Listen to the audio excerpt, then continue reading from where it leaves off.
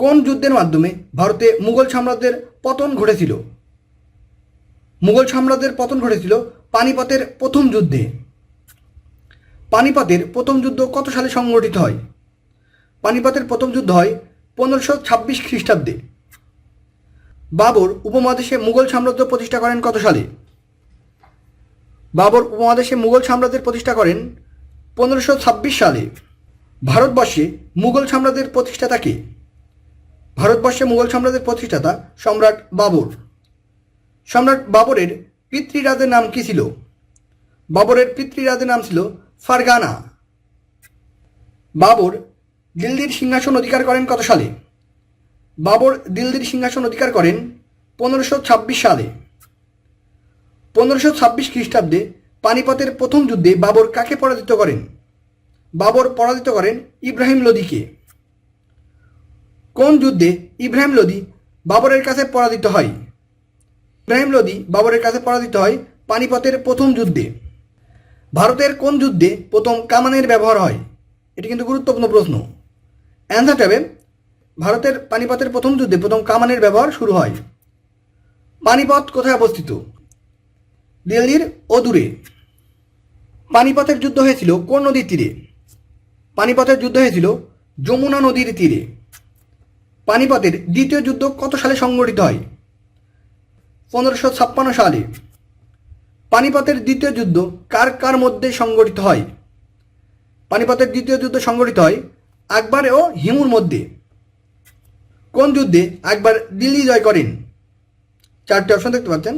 So আকবর দিল্লি জয় করেন পানিপথের দ্বিতীয় যুদ্ধে।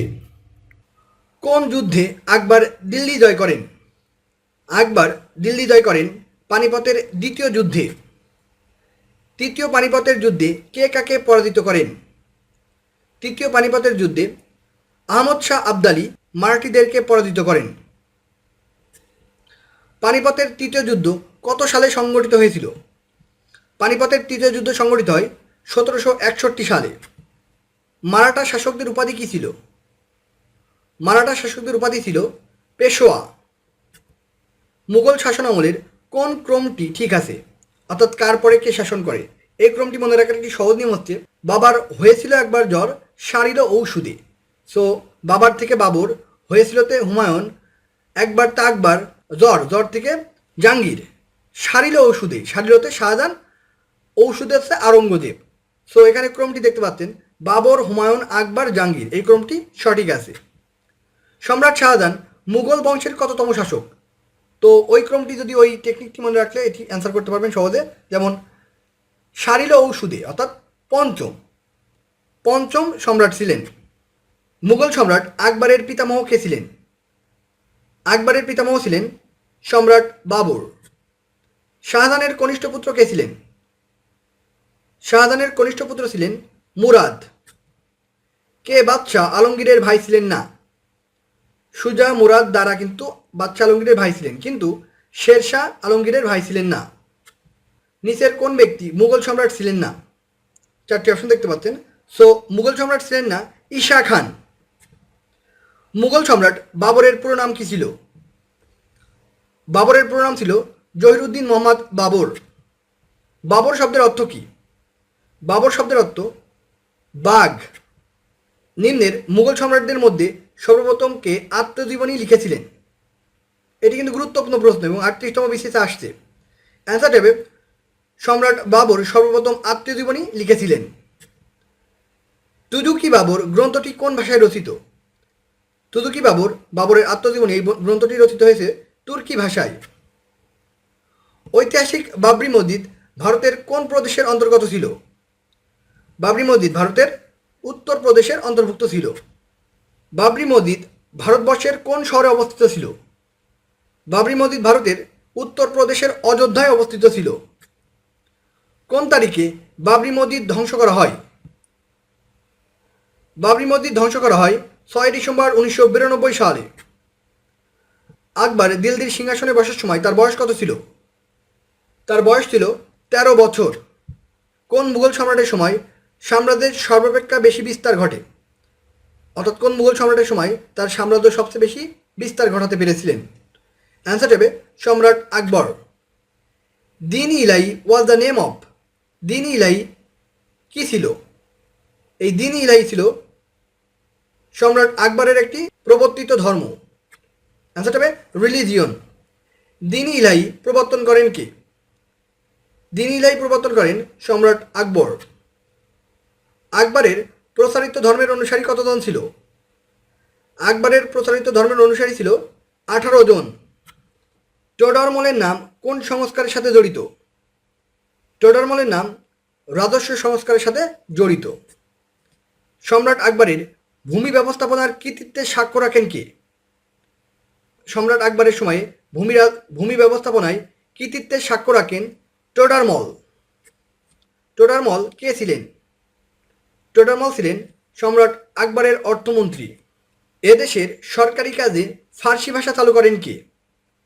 সরকারি কাজে ফার্সি ভাষা চালু করেন রাজা টোডরমল। ভারতবর্ষে মুসলিম শাসনামলে রাজভাষা কী ছিল? মুসলিম শাসনামলে রাজভাষা ছিল ফার্সি। কোন আমলে বাংলা গজল ও সুফি সাহিত্য সৃষ্টি হয়? অর্থাৎ কার আমলে? অ্যান্সার হবে হোসেন শাহী আমলে। জিজিয়া কি? জিজিয়া ছিল অমুসলিমদের উপর ধার্য সামরিক কর। কোন মুঘল সম্রাট জিজিয়া কর রহিত করেন? জিজিয়া কর রহিত করেন সম্রাট আকবর। তানসেন কোন রাজদরবারে প্রধান সভা সঙ্গীতজ্ঞ ছিলেন? অ্যান্সার হবে সম্রাট আকবরের প্রধান সঙ্গীতজ্ঞ ছিলেন।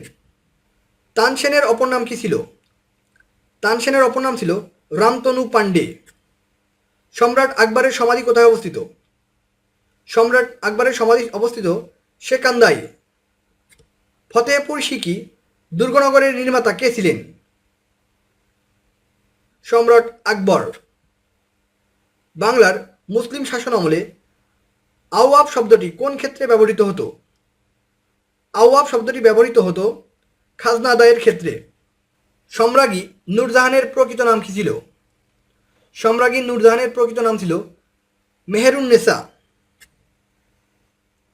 মুঘল সম্রাট জাহাঙ্গীরের সমাধি কোথায় অবস্থিত? সম্রাট জাহাঙ্গীরের সমাধি অবস্থিত পাকিস্তানের লাহোরে। তাজমহল কে প্রতিষ্ঠা করেন? তাজমহল প্রতিষ্ঠা করেন শাহজাহান।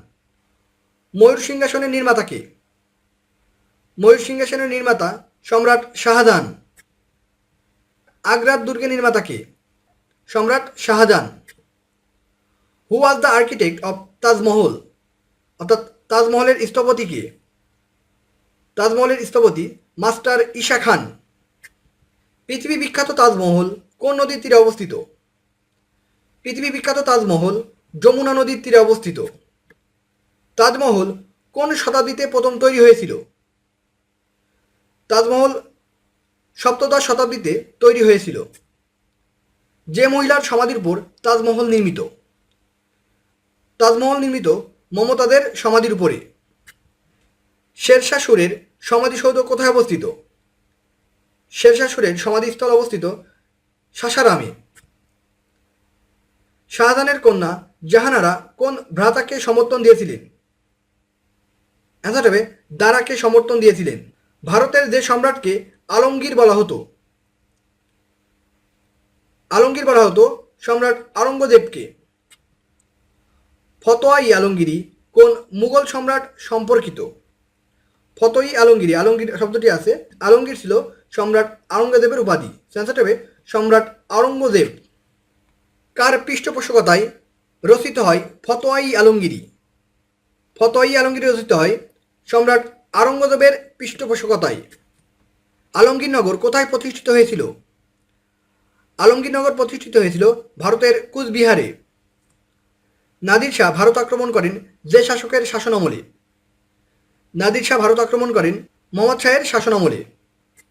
নাদির শাহ ভারত আক্রমণ করেছিলেন কত সালে? নাদির শাহ ভারত আক্রমণ করেছিলেন 1739 সালে। যে বিদেশি রাজা ভারতের কোহিনূর মণি ও ময়ূর সিংহাসন লুট করেন? কোহিনূর মণি ও ময়ূর সিংহাসন লুট করেন নাদির শাহ। শেষ মুঘল সম্রাটের নাম কি ছিল? শেষ মুঘল সম্রাটের নাম ছিল দ্বিতীয় বাহাদুর শাহ। দ্বিতীয় বাহাদুর শাহকে নির্বাসিত করা হয় কোথায়? দ্বিতীয় বাহাদুর শাহকে নির্বাসিত করা হয় রেঙ্গুনে। শেষ মুঘল সম্রাট বাহাদুর শাহের কবর কোথায় অবস্থিত? বাহাদুর শাহের কবর অবস্থিত ইয়াঙ্গুন অর্থাৎ বর্তমান মায়ানমারে। ভারতবর্ষে ঘোড়ার ডাকের প্রচলন করেন কে? ভারতবর্ষে ঘোড়ার ডাকের প্রচলন করেন শের শাহ। ভারতীয় উপমহাদেশে ডাক ব্যবস্থার প্রবর্তন করেন কে? ভারতীয় উপমহাদেশে ডাক ব্যবস্থার প্রবর্তন করেন শের শাহ। এটি খুবই গুরুত্বপূর্ণ প্রশ্ন। বাংলাদেশে ঘোড়ার ডাকের প্রচলন করেন কে? ঘোড়ার ডাকের প্রচলন করেন Sher Shah. Grand trunk road এর নির্মাতা কে? গ্র্যান্ড ট্রাঙ্ক রোডের নির্মাতা শের শাহ। বিখ্যাত গ্র্যান্ড ট্রাঙ্ক রোডটি বাংলাদেশের কোন অঞ্চল দিয়ে শুরু হয়েছে? এটি গুরুত্বপূর্ণ প্রশ্ন। অ্যান্সার হবে কবুলিয়াত ও পাঠ্যপ্রথার প্রবর্তন করেন কে? কবুলিয়াত ও পাঠ্যপ্রথার প্রবর্তন করেন শের শাহ। বাংলায় প্রথম চৈনিক পরিব্রাজক কে ছিলেন? এখানে কিন্তু বাংলায় বলছে, ইন্ডিয়াতে না। বাংলায় প্রথম চৈনিক পরিব্রাজক ছিলেন ফাইয়েন। চীনা পরিব্রাজক ফাইয়েন কখন ভারতবর্ষে অবস্থান করেন? ভারতবর্ষে অবস্থান করেন 410 থেকে 410 খ্রিস্টাব্দে। চীন দেশের কোন ভ্রমণকারী গুপ্ত যুগে বাংলাদেশে আগমন করে? গুপ্ত যুগে আসে ফাইয়েন। চৈনিক পরিব্রাজক ফাইয়েন কার শাসনামলে বাংলায় আসেন? অ্যান্সার হবে দ্বিতীয় চন্দ্রগুপ্তের আমলে বাংলায় আসেন। হিউয়েন কে ছিলেন? হিউয়েন ছিলেন একজন চীনা পরিব্রাজক। হিউয়েন বাংলায় এসেছিলেন যার শাসনামলে? হিউয়েন বাংলায় এসেছিলেন হর্ষবর্ধনের আমলে। চীনা পরিব্রাজক হিউয়েন কত সালে বাংলায় আসেন? হিউয়েন বাংলায় আসেন 638 সালে বা 38 খ্রিস্টাব্দে। চীনা পরিব্রাজক হিউয়েন এর দীক্ষাগুরু কে ছিলেন? 35তম বিসিএসে আসছে। চীনা পরিব্রাজক হিউয়েন এর দীক্ষাগুরু ছিলেন শিলভদ্র। ইবনে বতুতা কোন দেশের পর্যটক? ইবনে বতুতা ছিলেন মরক্কোর পর্যটক। কার রাজত্বকালে ইবনে বতুতা ভারতে এসেছিলেন? ইবনে বতুতা ভারতে এসেছিলেন মোহাম্মদ বিন তুগলকের আমলে। ইবনে বতুতা কার শাসনামলে বাংলায় আসেন? ইবনে বতুতা ফখরুদ্দিন মোবারক শাহের আমলে বাংলায় আসেন। ইবনে বতুতা কোন শতকে বাংলাদেশে আসেন? অ্যান্সার হবে 14 শতকে বাংলায় আসেন। 14 দশকে কোন বিদেশি পর্যটক বাংলাদেশে আসেন? তো একই প্রশ্ন কিন্তু বিভিন্নভাবে বিভিন্ন পরীক্ষা আসছে। আমরা সবগুলো প্রশ্ন আপনাদের সুবিধার্থে তুলে ধরছি। অ্যান্সার হবে ইবনে বতুতা। নিম্নের কোন পর্যটক সোনারগাঁ এসেছিলেন? যেহেতু বাংলা এসেছিলেন ইবনে বতুতা, তিনি সোনারগাঁও গিয়েছিলেন। অ্যান্সারটি হবে ইবনে বতুতা। বিখ্যাত পর্যটক ইবনে বতুতা কত সালে সোনারগাঁ ভ্রমণ করেন? সোনারগাঁ ভ্রমণ করেন 1345 খ্রিস্টাব্দে। মধ্যযুগে কোন বিদেশি পরিব্রাজক প্রথম বাংলা শব্দ ব্যবহার করেন? প্রথম বাংলা শব্দ ব্যবহার করেন ইবনে বতুতা। ইবনে বতুতার গ্রন্থের নাম কি? এটি কিন্তু গুরুত্বপূর্ণ প্রশ্ন। ইবনে বতুতার গ্রন্থের নাম আল রেহেলা। সফরনামা গ্রন্থের রচয়িতা কে? ওই আল রেহেলা এর অর্থ হচ্ছে সফরনামা। অ্যান্সার হবে সফরনামা গ্রন্থের রচয়িতা ইবনে বতুতা। কে বাংলাকে দোজকপূর্ণ নিয়ামত বলে অভিহিত করেন? বাংলাকে দোজকপূর্ণ নিয়ামত বলেন ইবনে বতুতা। কোন ব্যক্তি বাংলাদেশকে ধনসম্পদপূর্ণ নরক বলে অভিহিত করেন? ধনসম্পদপূর্ণ নরক বলে অভিহিত করেন ইবনে বতুতা। ইবনে বতুতা বাংলায় কার সাথে সাক্ষাতের উদ্দেশ্যে এসেছিলেন? বাংলায় এসেছিলেন হজরত শাহজালালের সাথে সাক্ষাতের উদ্দেশ্যে। মাহুয়ান কোন দেশি পর্যটক ছিলেন, অর্থাৎ কোন দেশের পর্যটক ছিলেন? সো অ্যান্সার হবে চৈনিক বা চীনের পর্যটক ছিলেন। চীনের পরিব্রাজক মাহুয়ান সোনারগাঁ সফর করেন কত সালে? মাহুয়ান সফর করেন 1404 সালে।